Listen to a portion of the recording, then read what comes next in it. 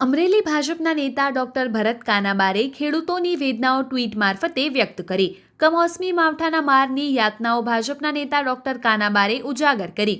વરસાદ પડે ત્યારે પોતાની દુકાન લે કારખાનાની છતમાંથી લીકેજને કારણે થોડું ઘણું પાણી ટપકે તે વાત જાણતો વેપારી ગમે તેટલો ખમતીધર હોય તો પણ આવા કમોસમી માવઠા સમયે પોતાનો માલ પલળી જશે એની ચિંતામાં રાતભર ઊંઘી શકતો નથી.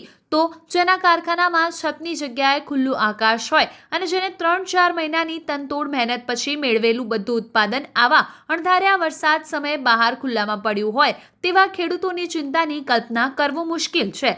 જે ખેડૂતે તેનું તમામ ઉત્પાદન આ સમયે ખુલ્લા ખેતરમાં હોવાને કારણે ગુમાવ્યું છે તેના દિલનો દર્દ 9 મહિના સુધી અનેક તકલીફો સહન કરી પોતાના પેટમાં જેનું જતન કર્યું હોય તે બાળકનું જન્મતા જ મૃત્યુ પામતા તેને ગુમાવનાર માતાના દિલના દર્દથી જરા પણ કમ હોતું નથી. આ સમયે જેને અતિ નુકસાન થયું છે તેવા હતભાગી ખેડૂતોની પડખે રહી તેને ફરી બેઠા કરવા માટે પૂરી મદદ કરવાની સમાજની અને સરકારની નૈતિક જવાબદારી બને છે. ડોક્ટર કાનાબાર ટ્વીટ મારફતે વ્યક્ત કરીને ખેડૂતોની મદદે આવવાની અપીલ